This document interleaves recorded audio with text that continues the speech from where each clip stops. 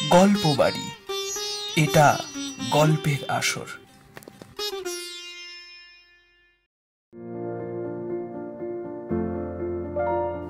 গল্প বাড়ি বাংলা সাহিত্যের সেই সমস্ত মণিমাণিক্যের সন্ধানে ব্রতী, যেগুলির রস আস্বাদনের তাগিদে বাঙালি আবারও পরজন্মে বাঙালি হয়েই জন্মাতে চায়। বাংলা সাহিত্যের ক্লাসিক কিছু গল্প দিয়ে সাজানো আমাদের এই মিলন ক্ষেত্র। কান দিয়ে বই পড়লে কেমন ফিল হয় সেটা আপনাকে জানাবে গল্প বাড়ি।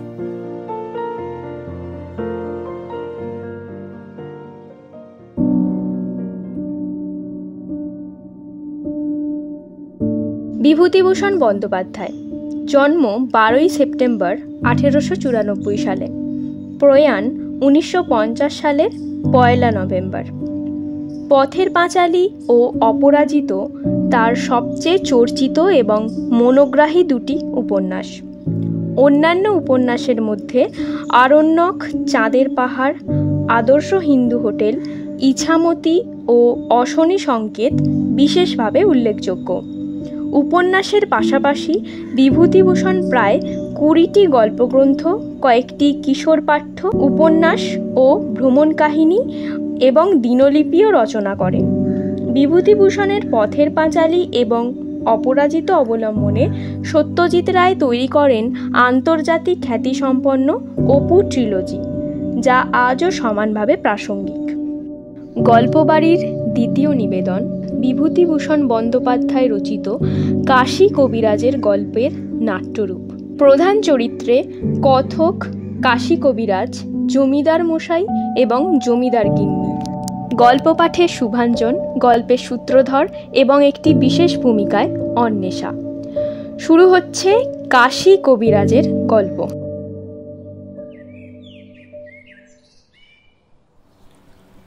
আমার উঠোন দিয়ে রোজ কাশী কবিরাজ একটা ছোট ব্যাগ হাতে যেন কোথায় যায়।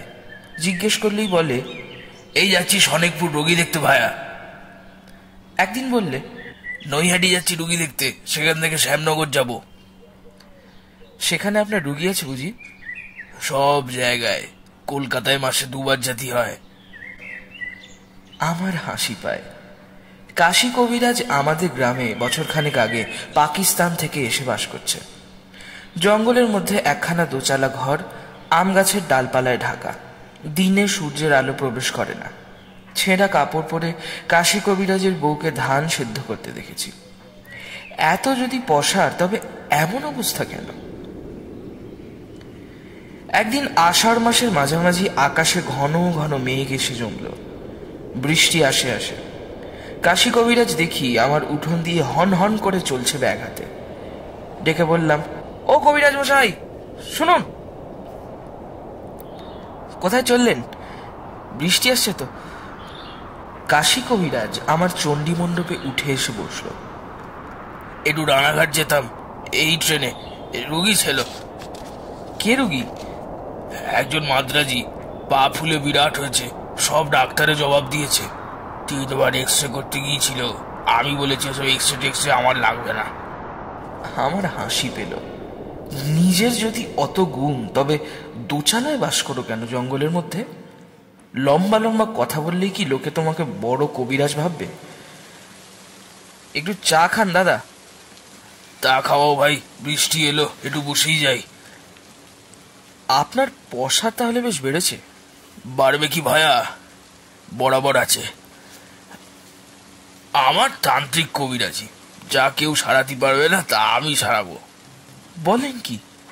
এই জন্যই তো আমার পসার, শুধু ঝাড়ানো কাড়ানো। ঝাড়িয়ে রোগ সারিয়েছেন? আরে পাগল বলে কি, বড় বড় রোগ সারিয়েছি। বটে? তোমরা ইংরাজি লেখাপড়া জানো কিনা, সমস্ত অবিশ্বাস করো জানি, ভূত মানো। এই রে, ঝাড়ফুঁক থেকে এবার ভূত প্রেতে এসে পৌঁছলো দেখছি। মানে যদি বলি মানি না? তা তো বলবেই। ইংরেজি পড়াতে তোমাদের ইহকাল গিয়েছে, পরকালও গিয়েছে। রাগ করো না ভায়া, যা সত্যি তাই বললাম। যা এসেছে, তাহলে একটা গল্প বলি শোনো, আমার নিজের চোখে দেখা। খুব বৃষ্টি এসে পড়ল। চারদিক অন্ধকার করে এলো। কাশীনাথ তার গল্প আরম্ভ করল। আমি কাশীনাথ কবিরাজ তান্ত্রিক মতে চিকিৎসা করি বলে অনেক দূর দূর থেকে আমার ডাক আসে। আজ বছর 10 আগে হরিহরপুরের জমিদার শিবচন্দ্র মুখুজ্জের বাড়ি থেকে তার ছেলের চিকিৎসার জন্য আমার ডাক এলো। আগে কখনো গিয়েছিলেন সেখানে আপনি? না ভায়া। নাম জানতেন? খুব। আমাদের ওদেশে হরিহরপুরের জমিদারের নাম খুব প্রসিদ্ধ। যখন গিয়ে পৌঁছলেন তখন বেলা কত? সন্ধ্যের কিছু আগে। তারপর শোনো, ওদের বাড়ি দেখে অবাক হয়ে গেলাম। সেকেলে নাম করা জমিদার, মস্ত বড় দেউড়ি, 2-3 মহলা বাড়ি। দেউড়ির পাশে বৈঠকখানা ঘর, তার পাশে একটা বড় বারান্দা, ওদিকে ঠাকুর দালান, বাইরের আসমঞ্চ, তোলমঞ্চ। তবে এ সবই ভগ্ন প্রায়। আগের সমৃদ্ধি ঘোষণা করে দাঁড়িয়ে আছে মাত্র বাড়িটা। বড় বড় বটসত্যের গাছ গজিয়েছে বাড়ির গায়ে। মন্দিরের চূড়ায় ফাটলে বন্য শালিকের গর্ত, কাঠবেড়ালির বাসা, সামনে বড় একটা আধমজা দিঘি পানায় ভর্তি। সন্ধ্যার কিছু আগে সেই সমস্ত বড় পুরনো ভাঙা বাড়ি দেখে আমার মনে কেমন একটা অপূর্ব ভাব হলো। কি ভাব? সে তোমারে বলতে পারি না ভায়া। ভয়ও না, আনন্দও না। কেমন যেন মনে হলো বড্ড অপয়া বাড়ি, এ ভিটেতে পা না দেওয়াই ভালো আমার পক্ষে। তোমার হবে না, কিন্তু আমার হয় বাপু এমনি। অন্য কোথাও হয়েছে? আরো 2-1 হয়েছে এমনি, কিন্তু সে কথা এখন আনবার দরকার নেই। তারপর বলি শোনো। সেখানে গিয়ে রোগী দেখলাম। 10 বছর বয়সের একটা ছেলের টাইফয়েড জ্বর, খুব সংকটাপন্ন অবস্থা। আমি গিয়ে তান্ত্রিক প্রণালীতে ঝাড়ফুঁক করে শেকড় বাকড়ের ওষুধ মেটে খাওয়ালাম। রোগী একটু যৎকিঞ্চিত সুস্থ হয়ে উঠল। অনেক রাত্রে খাওয়া দাওয়া সেরে দেউড়ির পাশে বৈঠকখানা ঘরে এসে দেখলাম সেখানে বিছানা তৈরি, উৎকৃষ্ট শয্যা, দামি নেটের মশারি, কাঁসার গিলাসে জল ঢাকা, ডিমের বাটিতে পান, সব ব্যবস্থা অতি পরিপাটি। বড় লোকের বাড়ির বন্দোবস্ত। হাজার হোক বনেদি ঘত্ত, যতই খারাপ অবস্থা হোক পুরনো চালচলন যাবে কোথায়। তারপর বেশিক্ষণ শুইনি। এমন সময় দেখলাম ঘুমটা পড়া একটা বউ হনহন করে মাঠের দিক থেকে এসে দেউড়ির মধ্যে গিয়ে জমিদার বাড়ি ঢুকছে। আমি খুব আশ্চর্য হয়ে গেলাম। এত রাত্রে বাড়ির বাইরে মাঠ থেকে বাড়িটা ঢুকলো কে? ভদ্রলোকের ঘরের সুন্দরী বউ বলেই তো মনে হলো। যতটুকু দেখেছি ওইটুকুই। যাক, আমি গিয়েছি কবিরাজি করতে, অত শত খোঁজে আমার কি দরকার? যে যা ভালো বোঝে করুক। রাত তখন কত? রাত 1টার কম নয়, বরং বেশি। যেদিক থেকে এলো সেদিকে কোনো লোকালয় নেই? না মশাই, ফাঁকা মাঠ অনেকখানি পর্যন্ত, তারপর কোদালে নদী। কোদালে নদীতে গরমকালে জল থাকে না, হেঁটে পার হওয়া যায়। তার ওপারে বলরামপুর গ্রাম। আচ্ছা, আপনি কি করে বুঝলেন ভদ্রবংশের মেয়ে? হাত পায়ের যতটুকু খোলা, ধবধবে ফর্সা, আর জ্যোৎস্না রাত। আমি দিব্যি টের পাচ্ছি। মুখখানা অবশ্যই ঘুমটায় ঢাকা ছিল। বাড়ির মধ্যে ঢুকে যাওয়ার সময় অন্য কোনো লোক সেখানে ছিল? না মশাই। আপনাকে টের পেয়েছিল? আরে কোনো দিকে না চেয়ে হন করে বাড়ির মধ্যে ঢুকে গেল। দেখুন, আমি নির্বিরোধী ভালো লোক। জলের গেলাস তুলে খানিকটা জল খেয়ে মশারি খাটিয়ে শুয়ে পড়লাম। নানা চিন্তায় ঘুম আর আসে না। বিছানায় শুয়ে এপাশ ওপাশ করতে লাগলাম। লোকে বাড়িতে চিকিৎসকটাকে ঘুমোবার জন্য নয়। আমি অভিজ্ঞ লোক, দায়িত্ববোধ আমার যথেষ্ট। সে অবস্থায় আমার চোখে ঘুম আসে কি করে? মিনিট খানেক পরে হঠাৎ দেখলাম সেই বউটা তার পাশের দেউড়ি দিয়ে আবার কোথায় বেরিয়ে যাচ্ছে। বিছানা ছেড়ে আমি ধরাক করে উঠে পড়লাম। বউটা ক্রমে দূর মাঠের দিকে চলে যাচ্ছে। জ্যোৎস্নায় তার সাদা কাপড় দূর থেকে স্পষ্ট দেখা যায়। আচ্ছা, মাঠের দিকে গেল একা? একদম একা, আর অত রাত। আপনি কি ভাবলেন? আমি আবার কি ভাববো মশাই? একেবারে অবাক। এত রাত্রে একটা সুন্দরী মেয়ে এমন ভাবে যে নির্জন মাঠের দিকে যেতে পারে তা কখনো দেখিও নি। আমি 7-5 ভাবছি, এমন সময় বাড়ির মধ্যে থেকে একজন ছুটে এসে বলল, শিগগিরই আসুন করেছে মশাই, রোগীকে আমরা একটা করছে। আমি গিয়ে দেখি রোগীর অবস্থা সত্যিই খারাপ, কিন্তু হঠাৎ এত খারাপ হওয়ার কথা তো নয়। যাই হোক, তখনকার মতো ব্যবস্থা করতে হলো। অনেকক্ষণ খাটুনির পরে রোগী খানিকটা সামলে উঠল। তখন আবার এসে শুয়ে পড়লাম বাইরের দেউড়ির ঘরে।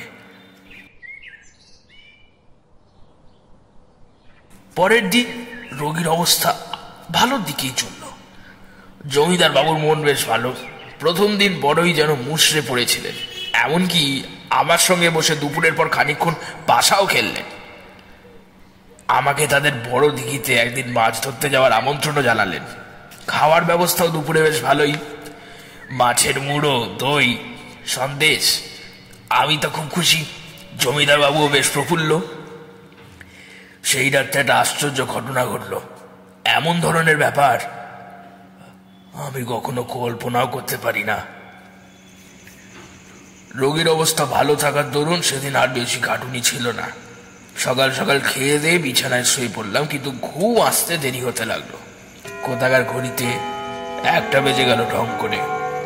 ঠিক সেই সময় দেখলাম সেই ঘোমটা পড়া বউটা দেউড়ি দিয়ে ঢুকে অন্দরের দিকে চলছে।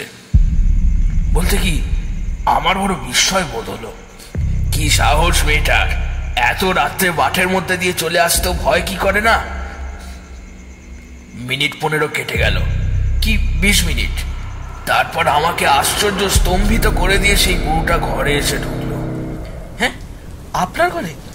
হ্যাঁ, একেবারে আমার সামনে। ঘরে আলো ছিল। বাড়িতে রোগী থাকার দরুন আমার ঘরে সারা রাতে একটা হ্যারিকেন জ্বলত। ঘরে ঢুকে মেয়েটা মুখের ঘোমটা অনেকখানি তুলে আমার দিকে চাইলো। বেশ সুন্দরী মহিলা, দেখলে সম্ভ্রমের উদ্বেগ হয়, এমনি চেহারা।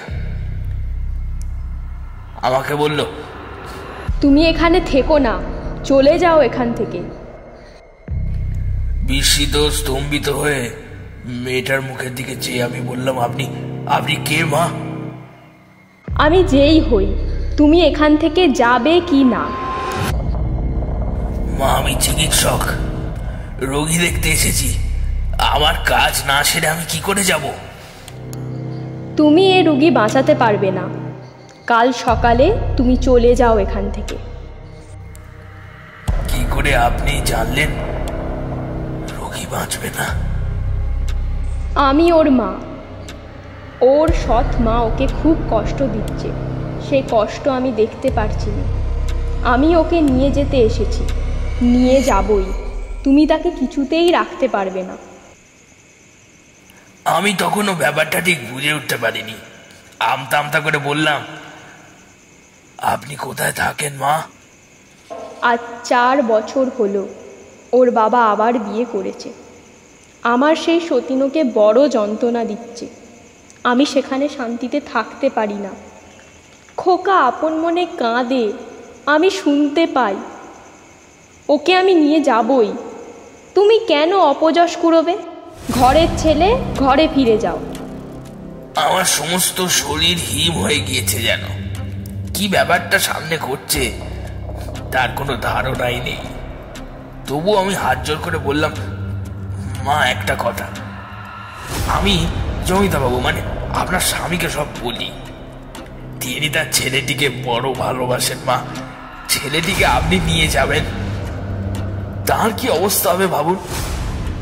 সেটা তো আপনার বিবেচনা করা উচিত। তার এপক্ষের ছেলে মেয়ে হবে, তাদের নিয়ে থাকবেন তিনি। ও কথা বলবেন না মা। আপনি তার কথা চিন্তা না করলে কে চিন্তা করবে বলুন? সব দিকটা বুঝুন, তার কথা ভাবতে হবে আপনাকেই। আমি আজই সব বলছি তাকে খুলে। যদি তিনি তার এপক্ষে স্ত্রীকে বলে ছেলেটির ওপর অত্যাচার নিবারণ করতে পারেন, তবে আপনি আমাকে কথা দিন ছেলেটিকে আপনি নিয়ে যাবেন না। আমি সে চেষ্টা করি মা। করো।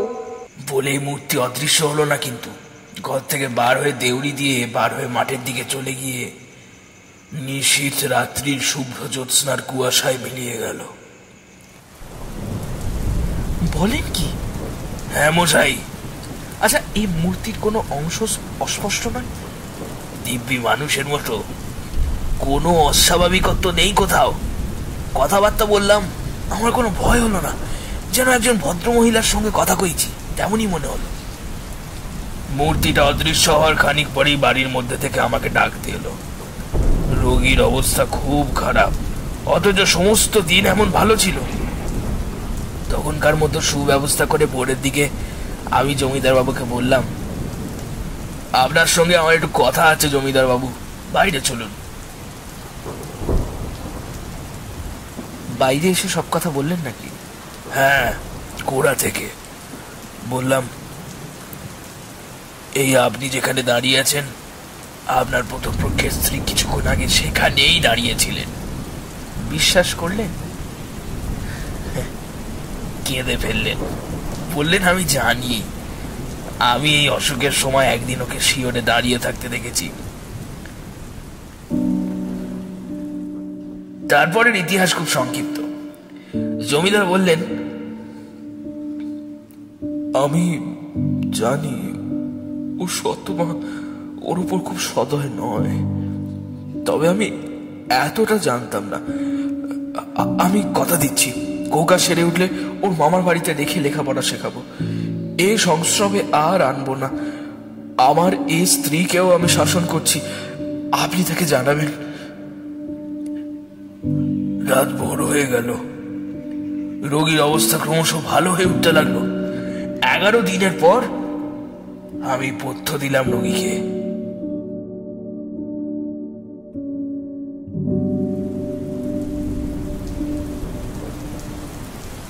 ওর মাকে আর দেখেননি? আসেনি আর আপনার কাছে? না, কখনো না।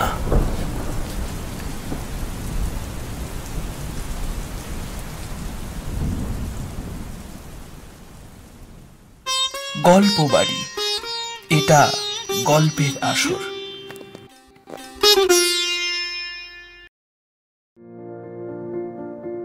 গল্প বাড়ি বাংলা সাহিত্যের সেই সমস্ত মণিমাণিক্যের সন্ধানে প্রতি, যেগুলির রস আস্বাদনের তাগিদে বাঙালি আবারও পরজন্মে বাঙালি হয়েই জন্মাতে চায়। বাংলা সাহিত্যের ক্লাসিক কিছু গল্প দিয়ে সাজানো আমাদের এই মিলন ক্ষেত্র। কান দিয়ে বই পড়লে কেমন ফিল হয় সেটা আপনাকে জানাবে গল্প বাড়ি। সাবস্ক্রাইব করে পাশে থাকার অনুরোধ রইল।